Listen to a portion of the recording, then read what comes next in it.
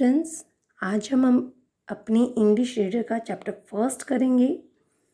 हमने ग्रामर का चैप्टर जो है टाइप्स ऑफ सेंटेंसेस कंप्लीट किया था। अब हम इंग्लिश रीडर का फर्स्ट चैप्टर रीड करेंगे आज। चैप्टर का नाम है द सेल्फिश जाइंट। सेल्फिश मतलब जो अपना सोचता है, सिर्फ और सिर्फ अपना, स्वार्थी जिसे कहते हैं, जो दूसरों के बारे में नहीं सोचता। और जाइंट एक बहुत बड़ा, एक लार्ज और स्ट्रॉन्ग पर्सन जो होता है ना, बहुत बड़ा और स्ट्रॉन्ग इंसान जो होता है, स्ट्रॉन्ग पर्सन जो होता है, उसे हम कहते हैं जाइंट। ओके, तो चलिए रीड करते हैं हम इसे। Long long ago there lived a giant. Long long ago बहुत पहले की बात है। देयर लिव्ड अ जाइंट, एक बहुत बड़ा लॉन्ग एंड स्ट्रॉन्ग पर्सन रहता था। ही lived in a house with a beautiful garden. वो एक घर के अंदर रहता था, उसके अंदर एक ब्यूटिफुल गार्डन था, ब्यूटिफुल सुंदर सा। Once he was away for 7 long years. एक बार वो 7 सालों के लिए वहाँ से चला गया था, 7 ईयर्स के लिए। His house was left unguarded, यानी उसका हाउस जो है वो अनगार्डेड, जिसका कोई ध्यान रखने वाला नहीं था, ऐसे ही था, मतलब खाली था। During this time every afternoon the children returning from school use to go and play in this garden. इस दौरान जो बच्चे हैं वो स्कूल से आते ही उस गार्डन के अंदर खेलने चले जाते थे। ठीक है, उसे यूज़ करते थे खेलने के लिए, उसमें खेलते थे उस गार्डन के अंदर जाकर, स्कूल से वापस आते ही, रिटर्निंग वापस आते ही। ठीक है, तो चलिए नेक्स्ट पेज पे चलते हैं फिर अपने। यहाँ तक आपको समझ आ गया होगा। जैसे कि it was a large lovely garden with soft green grass. ये एक बहुत बड़ा प्यारा सा गार्डन था जिसके अंदर सॉफ्ट ग्रीन ग्रास, एकदम मुलायम ग्रीन हरे रंग की घास लगी हुई थी। Here and there over the grass stood beautiful flowers like stars, and there were 12 peach trees that broke out in small blossoms in spring. देखिए क्या है कि हियर एंड देयर, यहाँ और वहाँ, यानी सब जगह। ओवर द ग्रास, ग्रास के ऊपर ब्यूटीफुल फ्लावर्स लगे हुए थे, और जब बिखरे हुए थे ऐसे लग रहा था जैसे तारे हैं।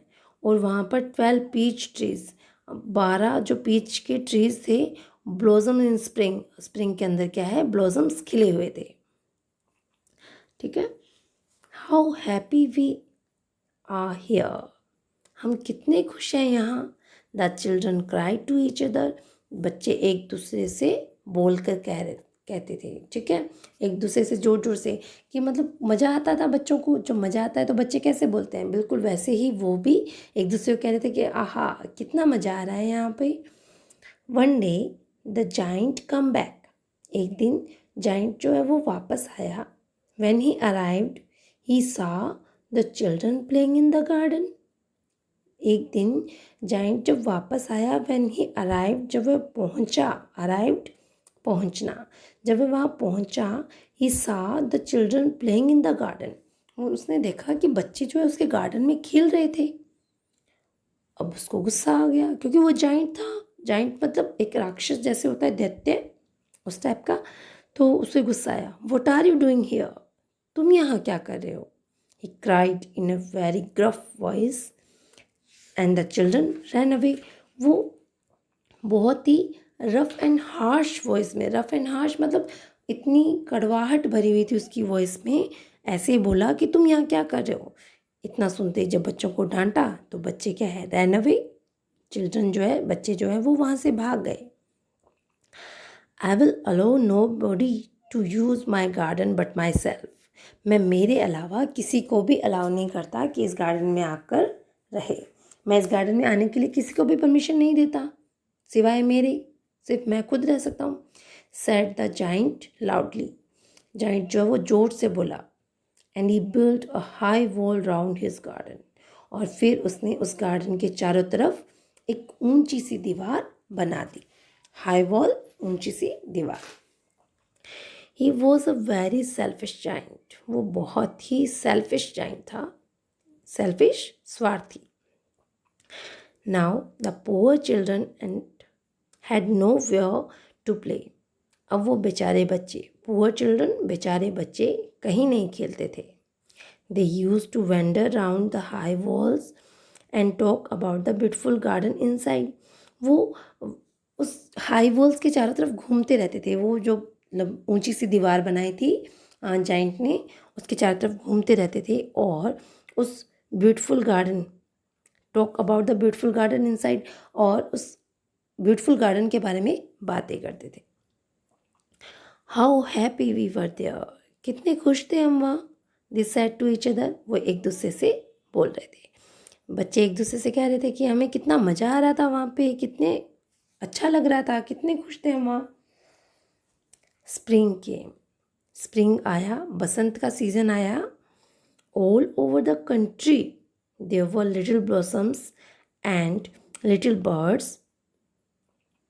ऑल ओवर द कंट्री यानी कि पूरी कंट्री के अंदर ब्लॉसम्स, फूल खिल गए थे, बर्ड्स जो है वो भी मतलब खुश हो गए थे। Only in the garden of the selfish giant it was still winter.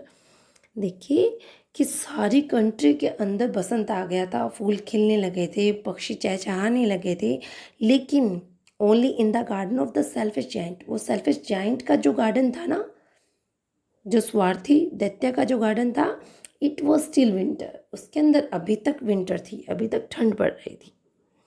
The birds did not care to sing it in it as there were no children. अब बर्ड्स जो वहाँ आकर, उस गार्डन में आकर बोलना भी नहीं चाहते थे, बैठना भी नहीं चाहते थे, क्योंकि वहाँ बच्चे ही नहीं थे। और बच्चे किसको नहीं पसंद होते, बर्ड्स को, हर पेट को, जैसे जानवर जो होता है उसे भी क्या है कि बच्चे जो पसंद होते हैं, ठीक है। बर्ड्स को भी वहाँ अच्छा लगता है जहाँ बच्चे खेलते होते हैं, वहाँ उनको चहचहाना पसंद आता है। The trees forgot to blossoms, अब ट्रीज भी जो है खिलना भूल गए थे, उनके अंदर फूल निकलना भूल गए। क्यों? क्योंकि वहाँ बच्चे ही नहीं आते थे, उस गार्डन में कोई नहीं आता था सिवाय जाइंट के। अब जाइंट को देख के तो पेड़ों को अच्छा नहीं लगता था, जब बच्चे उनके पास रहने लगे थे तो उन्हें वो बच्चे अच्छे लगने लगे थे। इस वजह से अब जब बच्चे वहाँ नहीं आ रहे हैं, हालांकि स्प्रिंग का सीज़न आ गया है, लेकिन फिर भी वो ट्रीज जो है ब्लॉसम्स खिल नहीं रहे हैं, उन पर फूल नहीं लग रहे हैं। I cannot understand why spring is so late in coming, said the selfish giant. देखिए जो सेल्फिश जाइंट था उसने खुद से बोला कि मुझे समझ नहीं आ रहा है, आई कैनॉट अंडरस्टैंड, मुझे समझ नहीं आ रहा है, why spring is so late in coming, spring को आने में इतना टाइम क्यों लग रहा है, यानी कि जो स्प्रिंग का सीजन है वो अभी तक क्यों नहीं आया है। As he sat at the window and looked out at his cold white garden, वो विंडो में बैठा था और विंडो से बाहर गार्डन की तरफ देख रहा था। गार्डन जो उसे अभी भी वाइट वाइट स्नो की वजह से लग रहा होगा और कोल्ड ठंडा लग रहा था, और वो खुद से बोल रहा था कि स्प्रिंग जो है अभी तक क्यों नहीं आया है। I hope there will be change in the weather, I hope there will be a change in the weather, मुझे लगता है कि वेदर के अंदर कुछ चेंज हो गया होगा। One morning, the giant was lying awake in bed when he heard some lovely music. एक सुबह the giant was lying awake in bed, यानी कि लेटा हुआ था बेड पे, नींद तो नहीं आई हुई थी, जागा हुआ लेटा हुआ था। When he heard some lovely music, जब उसने कुछ प्यारा सा म्यूजिक सुना, it was a little bird singing outside the window. ये छोटा सा पक्षी था जो विंडो के बाहर गा रहा था, सिंगिंग गा रहा था। But it was so long since he had heard a bird sing in his garden that it seemed to him to be the most beautiful music in the world. But it was so long since he had heard a bird sing in his garden, बहुत ज़्यादा समय हो गया था कि उसने किसी भी बर्ड की कोई आवाज़ अपने गार्डन में नहीं सुनी थी। That it seemed to him to be the most beautiful music in the world, इसलिए उसे वो आवाज़ जो है वर्ल्ड का सबसे ब्यूटीफुल, सबसे प्यारा म्यूजिक लग रहा था। I believe spring has come at last, मुझे लगता है, मुझे विश्वास है कि स्प्रिंग जो है आ ही गया है आके। सेड द जाइंट, जाइंट बोला, and he jumped out of bed and looked out. वो बेड से नीचे उतरा और लुक्ड आउट, बाहर देखने लगा। ही सा the most beautiful site. Yes, देखिए इस पेज पे ऊपर देखिए एक लाइन और लिखी है, व्हाट डिड ही सी, उसने क्या देखा। ही सा द मोस्ट ब्यूटिफुल साइट, उसने एक सबसे प्यारा नज़ारा देखा। Through a little hole in the wall, wall के एक छोटे से छेद में से। The children had come in, बच्चे अंदर आ चुके थे। In every tree that he could see there was a little child. हर ट्री के पास जहाँ भी वो देख रहा था, वहाँ वो देख सकता था, जहाँ भी वो देख सकता था वहाँ पर उसे एक छोटा बच्चा दिखाई दे रहा था। And the trees were so glad to have the children back again that they covered themselves with blossoms. इसलिए देखिए जो ट्री थे वो भी खुश हो गए थे बच्चों के वापस आने से, और उन्होंने अपने आप को कवर कर लिया था ब्लॉसम्स, काफ़ी सारे फूलों से, खिले हुए फूलों से। The bird were flying about and chirping with delight. Birds जो है वो फ्लाइंग, उड़ रहे थे, ठीक है, बर्ड्स जो है वो उड़ रहे थे और चिरपिंग विद डिलाइट, और खुशी से चहचहा रहे थे। And the flowers were looking up through the green grass and laughing. जो फ्लावर्स जो है वो दिख रही थी ग्रीन ग्रास के ऊपर, ऐसे लग रहा था कि जैसे वो हंस रहे थे। It was a lovely scene, ये बहुत ही प्यारा सीन था। The giant's heart melted, the giant's heart melted as he looked out. Giant ने जैसे ही बाहर देखा, उसका हार्ट जो है, उसका दिल जो है वो पिघलने लगा। How selfish I have been, मैं कितना सेल्फिश था, कितना स्वार्थी हूँ। ही सैड, उसने कहा। Now I know why spring would not come here, अब मुझे पता चल गया कि स्प्रिंग यहाँ क्यों नहीं आई थी, यानी बसंत यहाँ क्यों नहीं आया था। I will knock down the wall, then my garden shall be the children's playground forever and ever. कि मैं अब ये दीवार जो है वो नॉक डाउन करवा दूँगा, तोड़वा दूँगा, और जिससे कि बच्चे जो है हमेशा के लिए इस गार्डन में एक प्लेग्राउंड समझकर इसे, इसके अंदर खेल सके।